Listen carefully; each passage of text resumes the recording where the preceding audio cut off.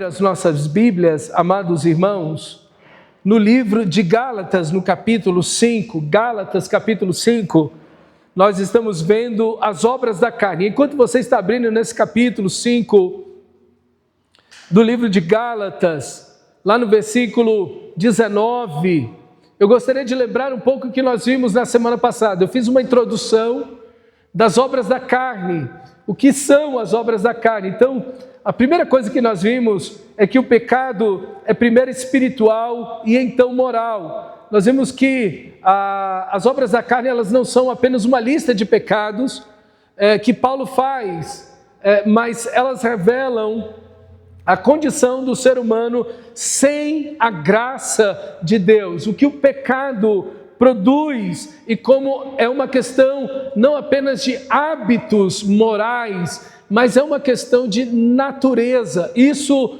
as obras da carne, a condição da queda, ela se encontra em qualquer pessoa, em qualquer classe social, não importa se estudou muito ou pouco, se é pobre ou rico, se é homem ou mulher, em qualquer etnia, em qualquer época da humanidade. Meus amados irmãos, aqui está o ser humano quem ele é, sem a graça de Deus, ok? Então não há nada que você faça que vai melhorar o ser humano no sentido de transformá-lo. Ele pode ficar mais refinado, mais educado, ele pode estar mais consciente de algumas coisas, mas o coração de todo e qualquer ser humano é exatamente isso daqui o que as obras da carne diz. Então, eu falei de uma definição muito boa que John Owen fez sobre o que é a carne. A carne é a alma voltada para si mesmo, ou vivendo para si mesmo, em oposição a Deus. Então, isso é a natureza pecaminosa, isso é a carne. A carne é a alma, é a nossa mente, a nossa razão, as nossas emoções, os nossos sentimentos, tudo em nós. É a nossa alma vivendo para si mesma. Agora, um outro Deus, você mesmo, opondo-se à vontade de Deus, ok? A outra coisa que vemos é que todo pecado é uma idolatria, todo pecado desafia Deus, tira Deus do trono e coloca um outro Deus no lugar, você mesmo. Vimos também que o pecado é uma insatisfação com Deus. Deus já não é mais o alvo da nossa vida, a satisfação da nossa alma. Então nós buscamos na criação e nos prazeres que Deus criou, distorcendo tudo isso, buscando uma satisfação em nós mesmos e naquilo que foi criado. Mas também vimos como todo pecado é uma afirmação que Deus não reina em minha vida. Quem vive sou eu, a vida é minha, eu faço o que eu quero, quando eu quero e como eu quero. Deus não governa, eu governo. As obras da carne estão dizendo, seja feita a minha vontade, não a tua, Senhor.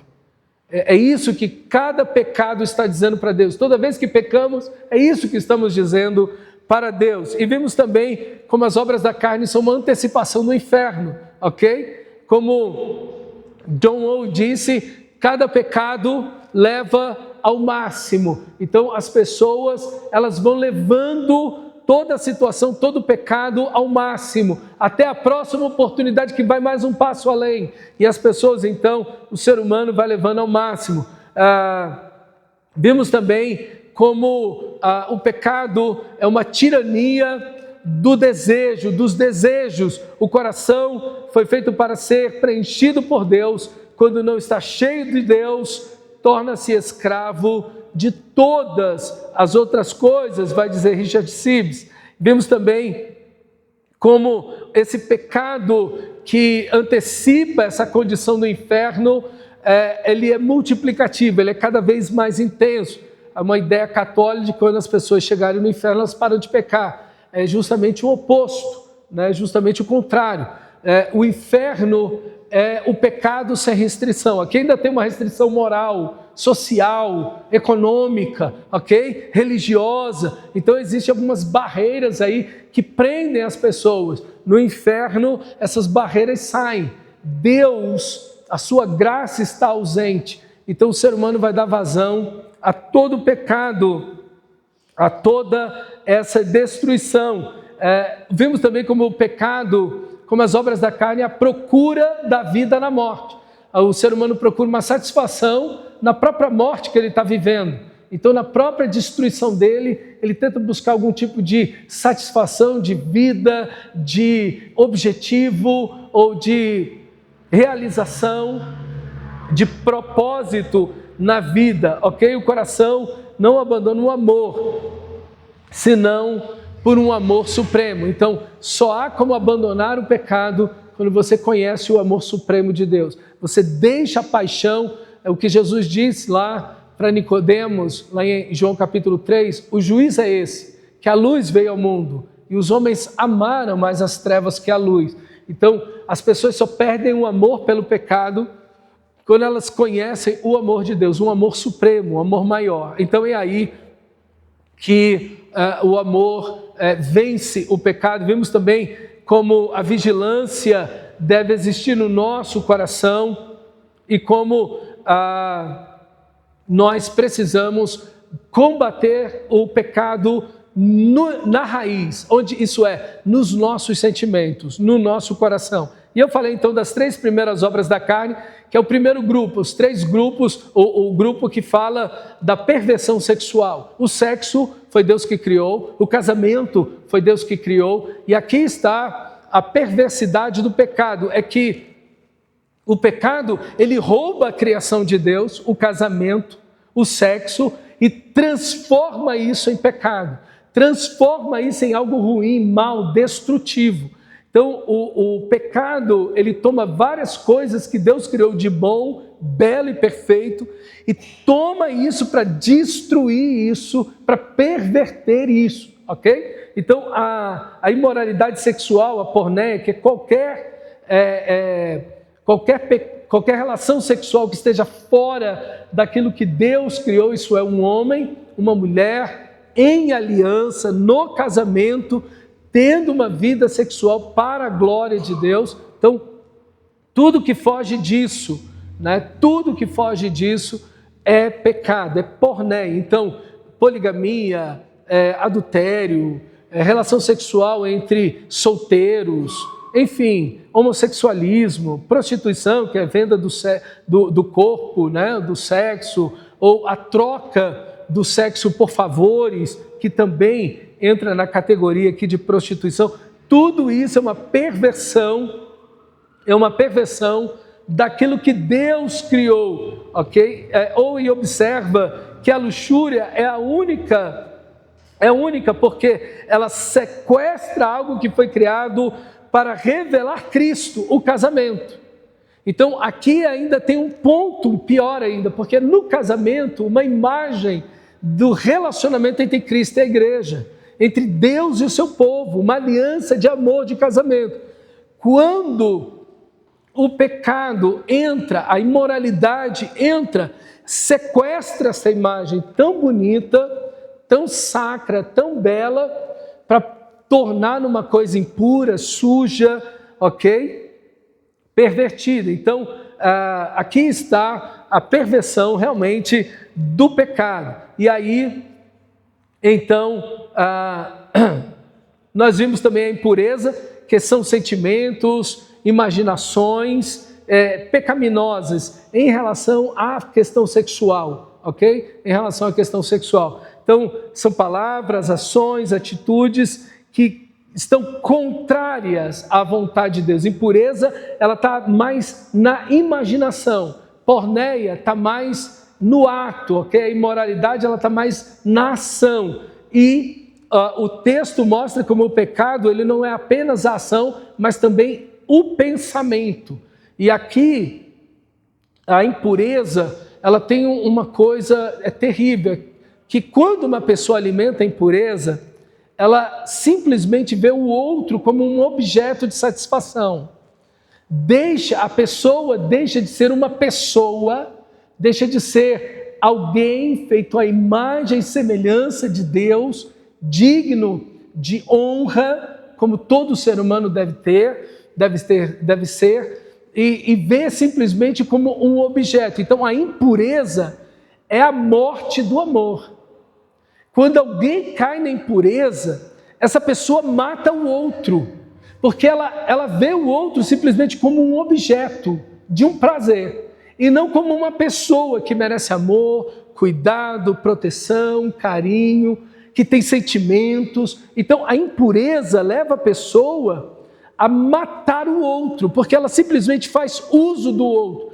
E aqui, meus irmãos, nesse ponto, a impureza como a morte do amor, porque ela simplesmente se volta para o aspecto da luxúria, de ver o outro como um objeto, não tem nada que resista a isso, porque acaba vendo o cônjuge ou as outras pessoas simplesmente como um meio de obter prazer.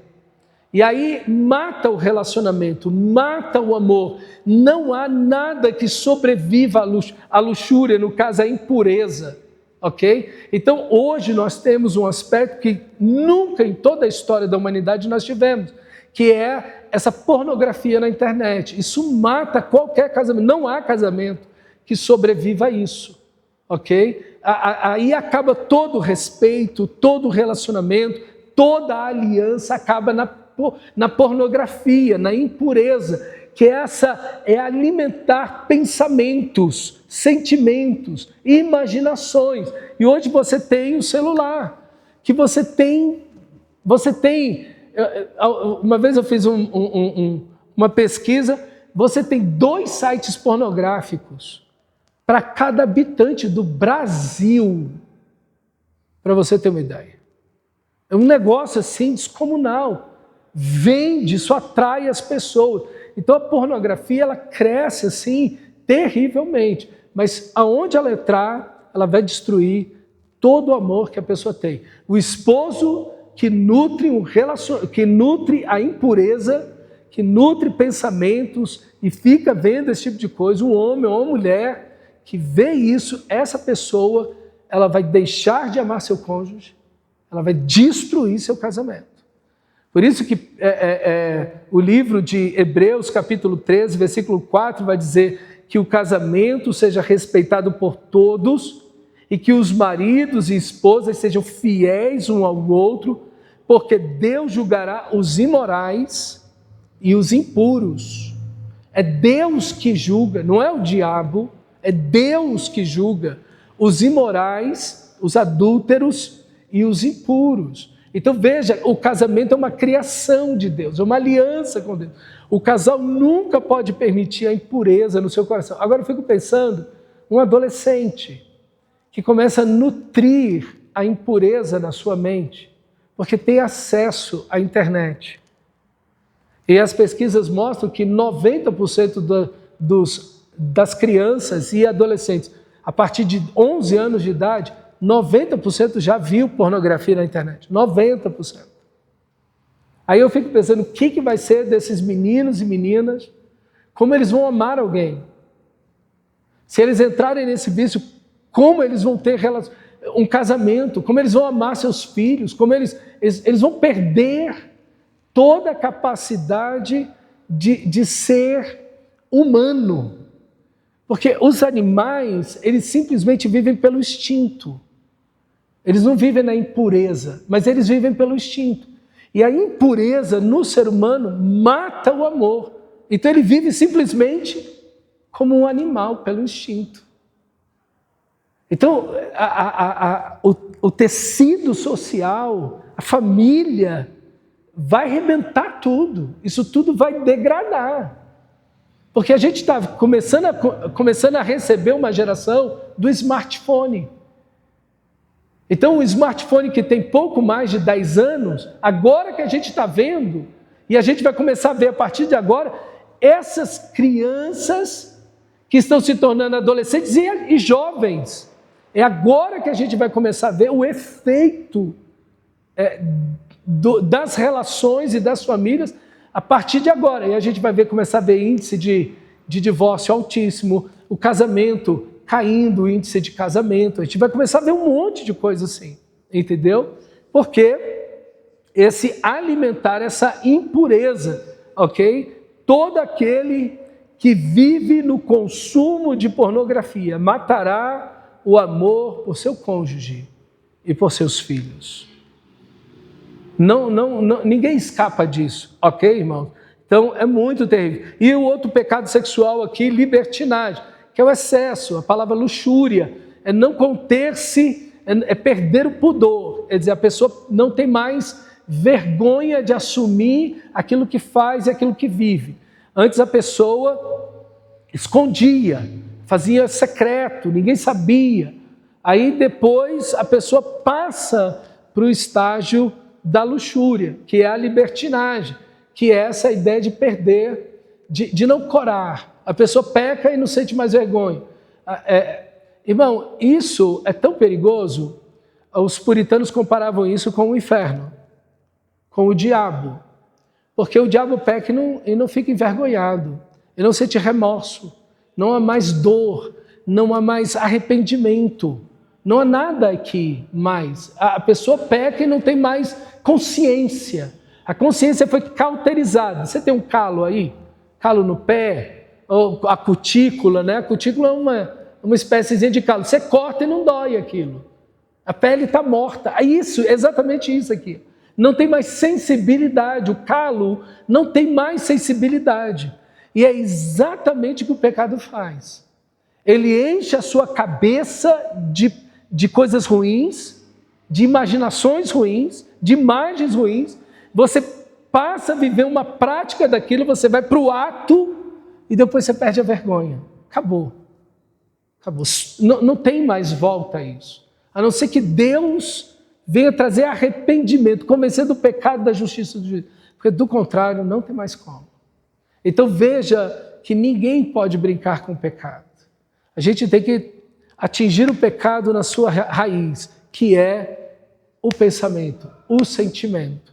Então a gente não pode brincar com o pecado, porque ele pode endurecer a gente de tal forma que a gente não consiga mais voltar daquilo, não consiga mais encontrar arrependimento. Todos nós já passamos por isso.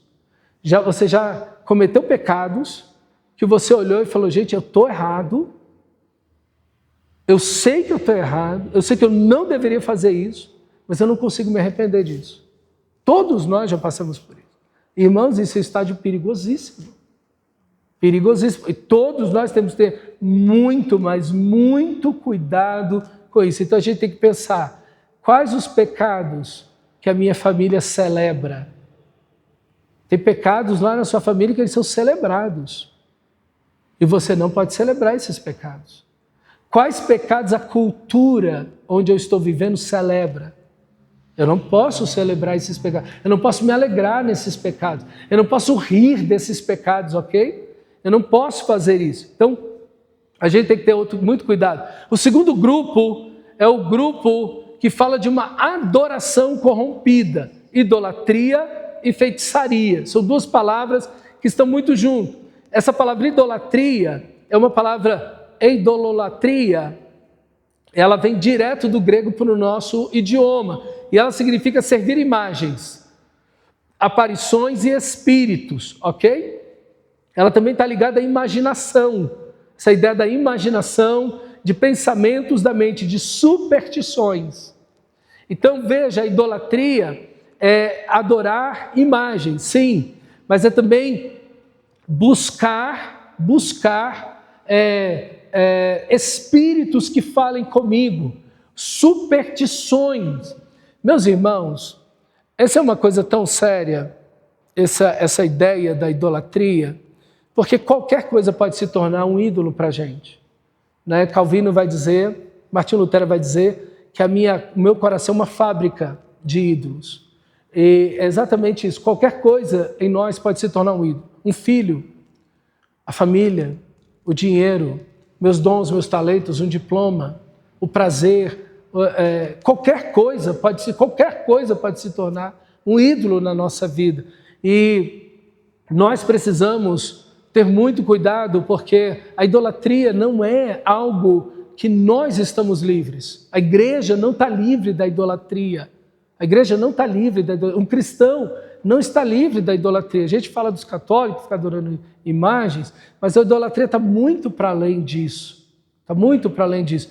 É algo que você colocou como primeiro na sua vida, e não é Deus. Isso é idolatria. Eu não tenho coragem de abrir mão disso daqui por Deus. Isso é idolatria.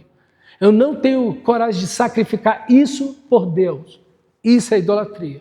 Eu não tenho coragem de abrir mão disso por Deus. Isso é idolatria. Então, idolatria é tudo aquilo que toma o lugar de Deus. É quando você, no lugar de obedecer a Deus, você obedece aquilo, ou aquela pessoa, ou o seu próprio coração. Isso é idolatria. Quando você deixa de servir a Deus, deixa de obedecer a Deus por alguma coisa, isso é idolatria.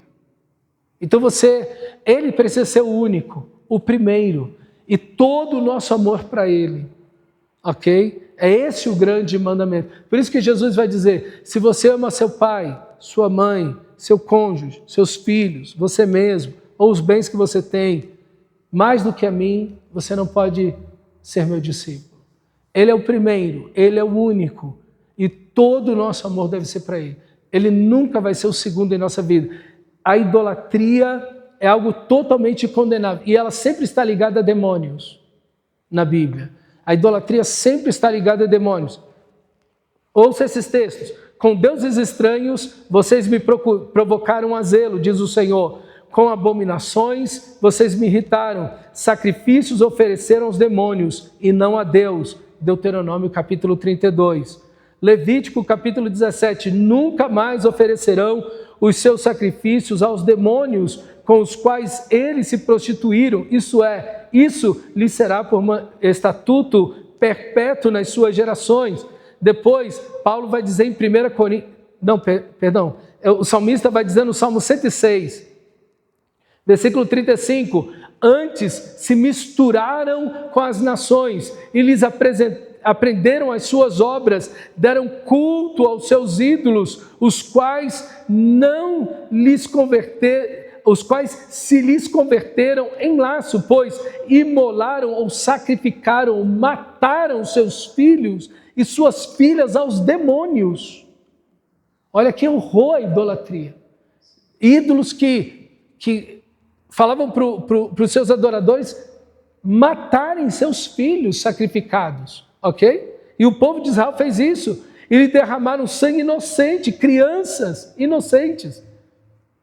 O sangue dos seus filhos e suas filhas que sacrificaram os ídolos de Canaã. Que digo, pois, vai dizer Paulo em 1 Coríntios, que o sacrificado ao ídolo é alguma coisa, ou que o próprio ídolo tem algum valor? Antes, digo que as coisas que eles sacrificam é a demônios que eles sacrificam. E eu não quero que vocês se tornem associados aos demônios. Não podeis beber o cálice do Senhor da Santa Ceia e o cálice dos demônios. Tomar a Santa Ceia aqui e ir para uma festa de deuses, de ídolos. Está vendo? Eles não estão adorando o diabo diretamente. A estátua está lá, o culto está lá, a farofa está lá. Mas eles estão achando que estão adorando aos deuses. Paulo está dizendo, é a demônios que eles estão sacrificando. E eu não quero que vocês se associem com isso. Então você não pode tomar o cálice da Santa Ceia aqui na igreja e depois ir para uma festa que é uma festa de deuses ou uma festa de santos. Porque qual é a diferença dos santos da Igreja Católica para o do Espiritismo? Ou de qualquer outra religião? Me diz. Nenhum. Tudo é a mesma coisa. Tudo é idolatria. Então veja aonde as pessoas estão indo, o que as pessoas estão fazendo. Então, irmãos, nós precisamos parar e pensar no que vamos fazer, ok? E ele vai concluir. Não podeis beber o cálice do Senhor e o cálice dos demônios. Não podeis ser participantes da mesa do Senhor e da mesa dos demônios. Ou provocareis zelos ao Senhor. Somos por acaso mais fortes do que Ele? 1 Coríntios, capítulo 10, versículo 19 até o 22. Depois você lê lá. Então, tem outros textos também, como de Apocalipse, que eles adoravam os demônios, capítulo 9 de Apocalipse. E a palavra feitiçaria aqui, que é a palavra farmaqueia. De onde vem a palavra farmácia? Ok?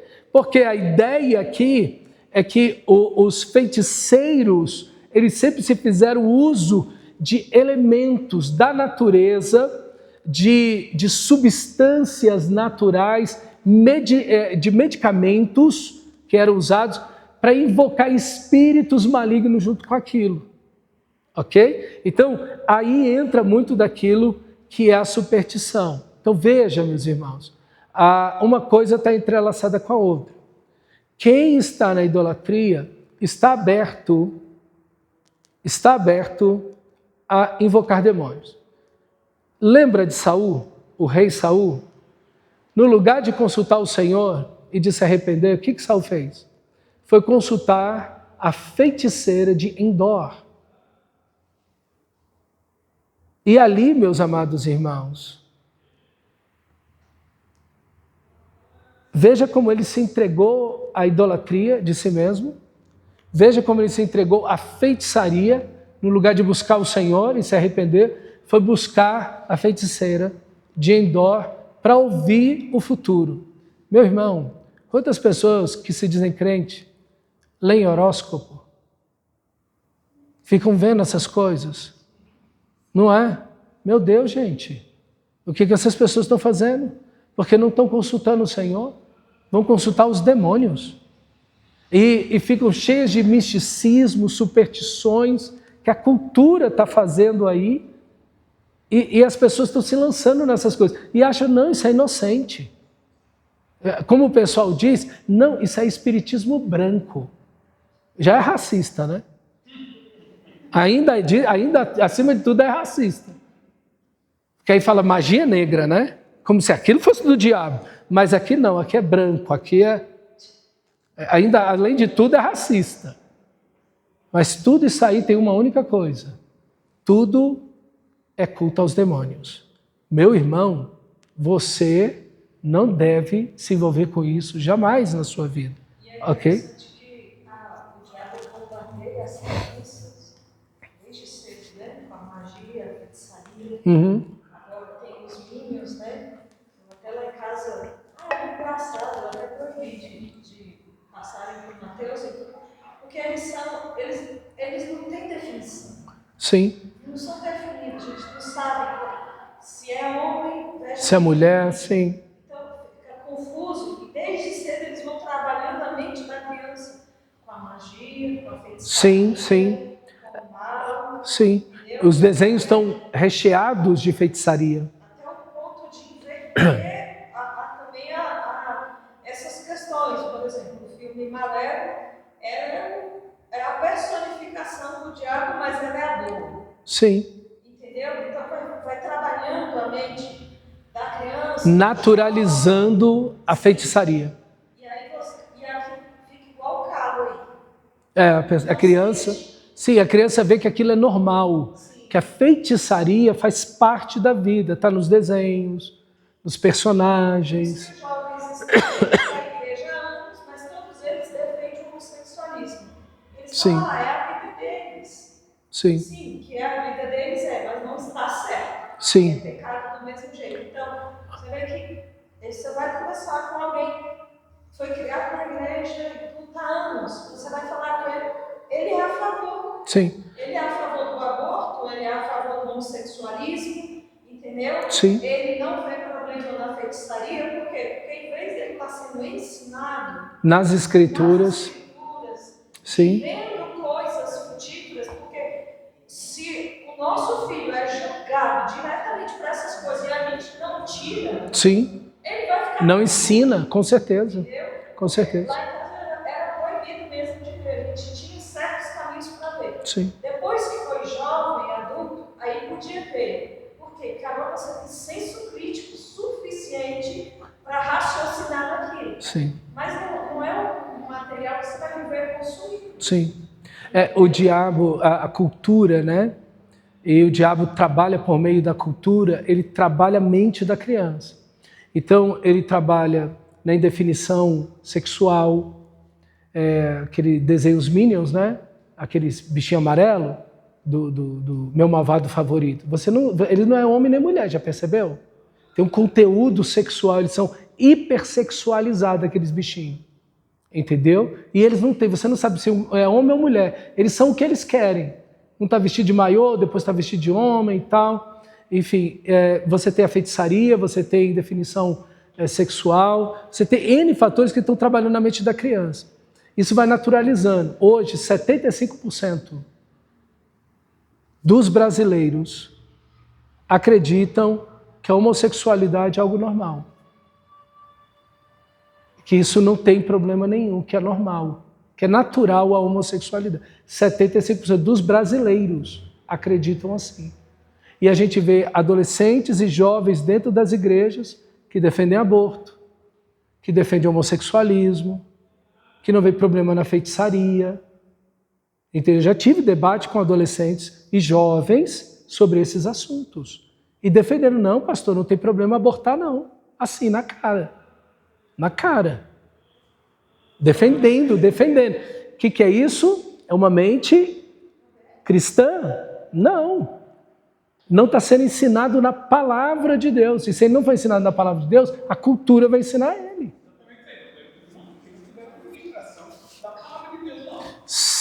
No caso desses tiveram. Esses.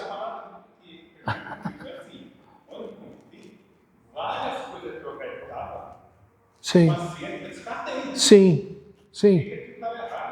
É que na época que você se converteu, irmão Araújo, e eu, havia uma definição muito clara, um corte, um abismo muito claro.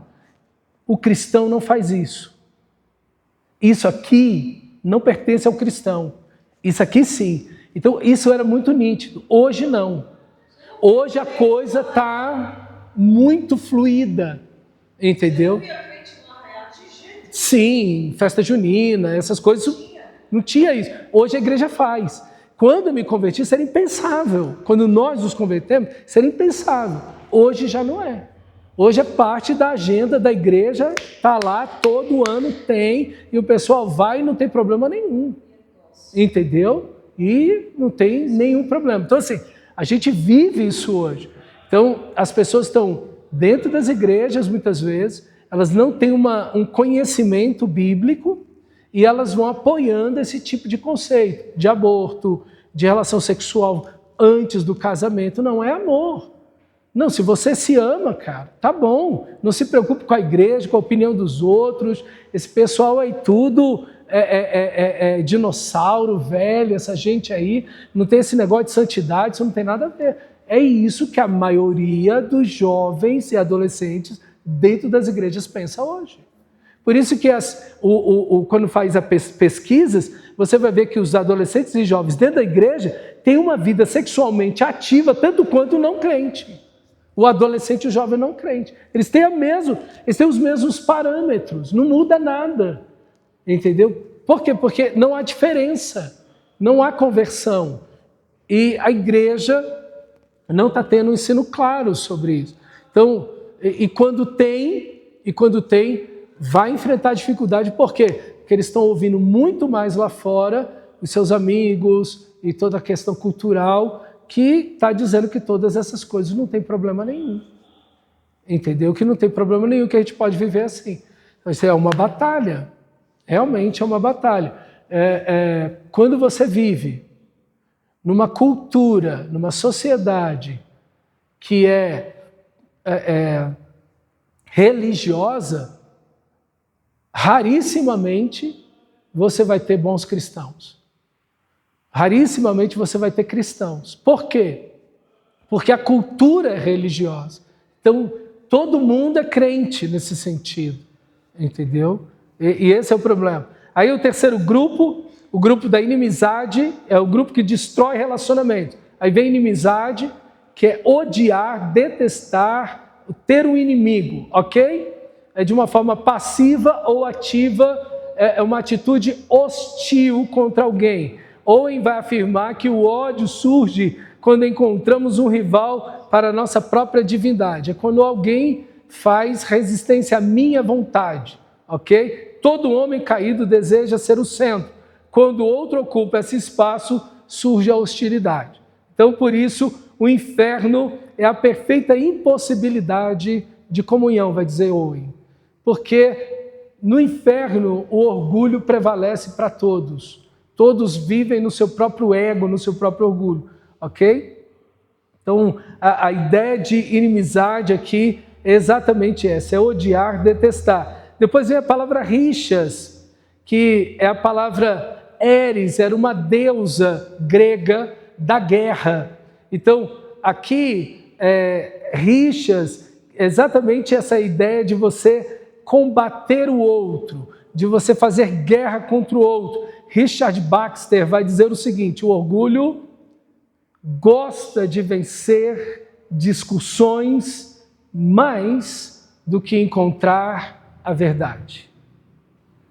Eu gosto mais da discussão. O objetivo é fazer a minha vontade prevalecer, a minha opinião prevalecer, não encontrar a verdade, ok? Muitas discussões em casa, trabalho, discussões religiosas, estão fundamentadas exatamente nessa ideia do amor, não à verdade, mas o amor ao ego, a minha vontade, ou a minha opinião. Então eu imponho isso e não interessa a verdade. Isso aqui é a ideia de guerra, são brigas que nascem quando acredito quase sempre que eu estou certo. Então eu acho que eu estou certo e eu não dou o braço a torcer, e ali eu fico. Isso provoca essas guerras, essas batalhas, ok? Toda ira pecaminosa é uma tentativa de ocupar o tribunal de Deus. O homem irado assume sempre o papel de juiz, condena a outra pessoa. A outra palavra aqui é ciúmes, é a palavra zelo. Essa palavra não é em si ruim. Zelo não é ruim. Existe o zelo do Senhor. Deus tem zelo de você. Deus tem ciúme de você. Deus cuida, zela de você. O zelo, o ciúme, ele é bom. Ele não é totalmente ruim.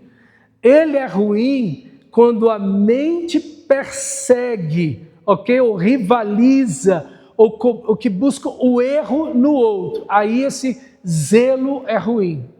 Ok? É o zelo que não busca o bem do outro, mas busca a sua própria vontade. É aquele ciúme que nasce quando a glória do outro ameaça a glória que desejamos para nós mesmos. Esse ciúme, esse zelo é ruim. Ok? Então, ser zeloso, ser caprichoso, ser exato é bom. Ok? Isso é bom. Mas quando isso se torna um instrumento de guerra, de batalha, de inimizade, de conflito, aí ele se torna ruim, aí ele se torna pecaminoso, ok? Então, cuidado com o ciúme, porque é uma linha fina. Às vezes você começa com o ciúme correto, a sua intenção, a sua motivação é boa, está correta, mas você pode passar para a linha, você pode transpor, você pode dar um passo para o lado e já entrar no estado pecaminoso, porque aí você entra no aspecto de rivalizar, de brigar, ok? De perseguir, de guerra contra outra pessoa. Depois vem uma outra palavra, ira. Essa palavra tumos, você já viu fogo de palha? É exatamente o que essa palavra quer dizer. Quando você junta um monte de palha assim no quintal, assim, né? E aí você prende fogo, aquilo vai... E do mesmo jeito que sobe, desce. Do mesmo jeito que acende, ele apaga. É essa palavra aqui. É a fúria. É a raiva. É a paixão. Ok? Eu estou apaixonado. É essa palavra aqui. É aquela coisa impetuosa, violenta. Ok? Que do jeito que vai embora. É aquilo que arde na alma, assim. Parece que te tira da razão, e ali você se lança na situação e faz besteira. Porque você, nessa ira aqui, você age no impulso. Você perde essa razão e age no impulso. Essa ira, ela é ruim, ok? Veja, a ira em si, ela não é boa. Deus tem uma ira. A ira em si não é má. Deus se ira. A Bíblia diz, irai-vos e não pequeis, está vendo? Existe uma ira que é boa, que busca uma justiça, que busca a coisa correta a ser feita. É a ira que você se indigna diante do erro, do pecado, do mal, da injustiça. Essa ira é boa, mas até essa ira é perigosa. Aí, novamente, a gente fica na linha, né? Na linha. Porque a ira do homem não produz a justiça de Deus, está vendo? A sua ira pode cair para o lado e você, no passo, fazer algo errado. Então, a gente tem que ter muito cuidado, principalmente com o impulso. Não agir no impulso, mas a ira é algo que está no coração do ser humano, ok? A ira pecaminosa é o desejo de desempenhar o papel de Deus no julgamento. Então, a pessoa está lá no trânsito, o outro dá uma fechada, aquilo queima e você acelera para cima da pessoa. Quem não passou por isso? Quem nunca passou por isso? Isso é ira, né? Alguém dentro de casa fala alguma coisa que parece que se esquenta você, né? E você... acabou. Aí como diz um linguajar popular, o pau quebrou, né? Saiu, você abriu a boca, aí depois você olha para trás e fala, meu Deus, o que eu disse? Eu saí atropelando, ofendendo, eu tirei uns 10 cadáveres do caixão, eu ressuscitei um monte de coisa lá do passado, aí foi uma miséria, eu atropelei todo mundo, né? Nesse momento você é injusto, você está sendo injusto, porque até coisas que você perdoou, você trouxe de volta. Até quando você disse, nunca mais vou falar desse assunto, você, eita, meu Deus. Trouxe tudo de volta. Você falou, meu Deus, o que eu estou fazendo? Isso é pecado. Isso é pecado. Você não pode fazer isso. É o oposto do domínio próprio, né? Discórdias, eritéia, quer dizer, intriga partidária. Essa palavra é política, tá? Essa palavra aqui, discórdia, era uma palavra usada para política. É literalmente partidos políticos. São pessoas que têm opinião diferente e que rivalizam por causa disso. Essa palavra é polarização. Talvez uma palavra moderna para a gente poder usar seria essa, polarização. São pessoas que têm ideias, pensamentos diferentes e elas brigam por causa disso. Ok? Eu sou de Paulo, eu sou de Pedro, eu sou de Apolo, eu sou de Cristo. São grupos que se formam e que se rivalizam uns aos outros. Por isso que essa palavra é usada justamente em partidos políticos. É o espírito egoísta organizado em partidos. Ok? Eu tenho a razão e os outros são um bando de idiota. Pronto, daí vai. É exatamente isso. Ok? E aí as pessoas vão se atropelando nesse tipo de coisa. Divisões. Está vendo que veja, ele começa com brigas internas no coração, na mente, zelos, iras, né, que se explodem, mas aí ele já vai para discórdias, partidos políticos. Aí ele vai para divisões, está vendo que a coisa é progressiva? Ele vai do coração para fora, ele vai do coração para a ação. Aí divisões, quer dizer, brigas, mas não são apenas brigas, mas são brigas repetitivas, é tornar-se adversário. Quando você briga com uma pessoa direta, ela é sua adversária. Quando você briga uma vez, briga outra, e continua brigando, e briga, então você está sendo adversário daquela pessoa. Isso é a ideia aqui de divisão. A igreja é a manifestação visível da trindade, da unidade do Evangelho, da unidade de Deus, o Pai, o Filho e o Espírito Santo. Então, divisão não é apenas um problema social, mas é um problema espiritual e também teológico, ok? Divisão é isso. Facções, aí vem outro passo mais à frente. Agora eu não apenas tenho partidos que brigam entre si, que estão lutando, que vê o outro como adversário, mas eu sou o centro do meu partido. Essa é a ideia de heresia. Essa palavra grega aqui, facção, aireses ou heresia, quer dizer, é quando eu me torno o centro daquele grupo e eu uno pessoas ao meu redor com aquela opinião. Heresia em si não é uma palavra ruim.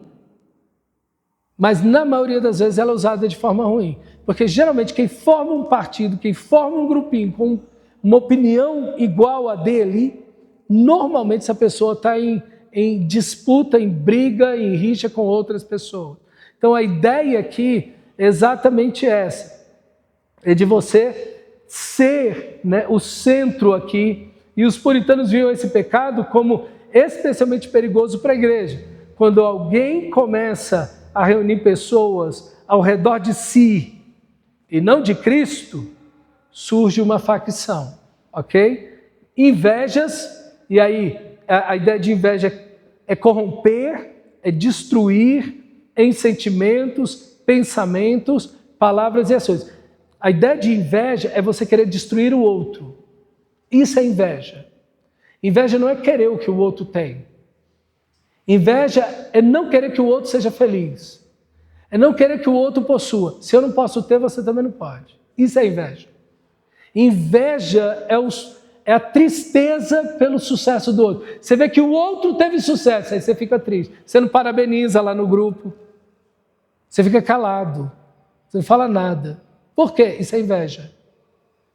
Você não apenas não quer ser feliz, você não quer que o outro seja feliz.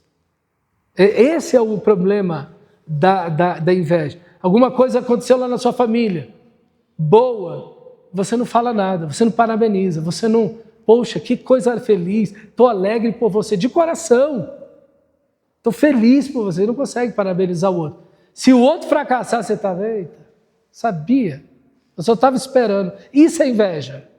É quando você se alegra quando o outro cai. O outro caiu, eu sabia. Eu só estava esperando essa atitude, essa pessoa. Eu sabia. E era só questão de tempo. Eu avisei, eu até falei.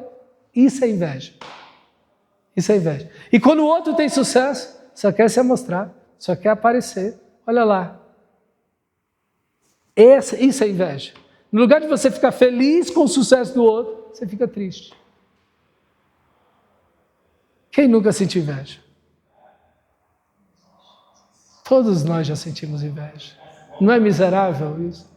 Não é terrível isso? Não é terrível isso? Esses pecados nunca comentei, não. Tá bom. Araújo. Não é, irmão? Olha aí. Ai, ai. O Jonathan Edwards vai dizer que esse pecado de inveja ele é a imitação do próprio Satanás. Ele é forte quando ele diz isso. Porque ele diz assim, o diabo não pode possuir a glória de Deus.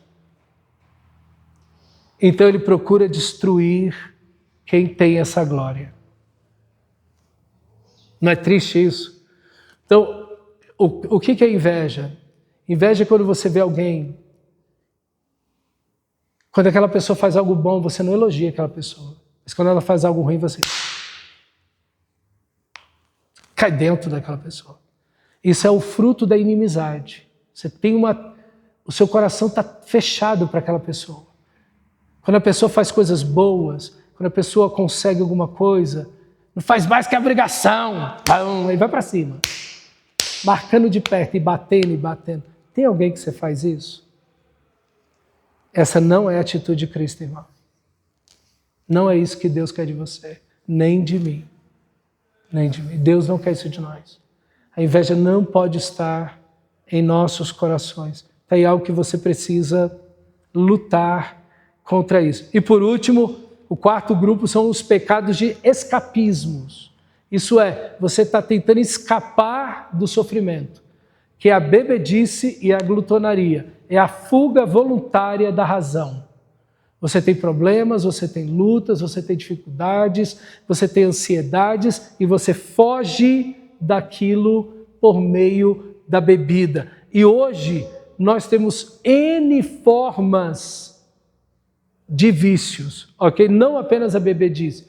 Você tem os jogos, você tem o tigrinho, você vê gente aí nas reportagens aí devendo R$1.500.000, fuga.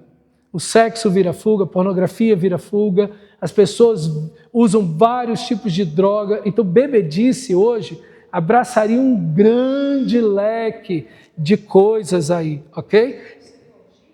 Oi? Sim, bebedices e orgias. Orgias é o de baixo, é o próximo, ok? Mas a bebedice aqui, a embriaguez, vai dizer Watson, é uma forma de falsa salvação. O bêbado busca o quê? O que o bêbado busca? O que a pessoa busca? Ela está buscando descanso. Ela está buscando paz. Ela está buscando esquecimento da dor, do sofrimento.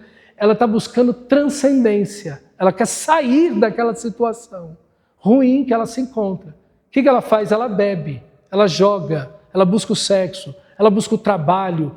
Ela se torna, é um vício que está muito ligado à idolatria, a fazer daquilo o Deus da sua vida. Ok? Então ela busca aquilo com todo o coração. Então a bebedice, ela abraçaria hoje muita coisa que o próprio texto na época, como não se tinha algumas dessas coisas, não teria. Então todos esses anseios são legítimos.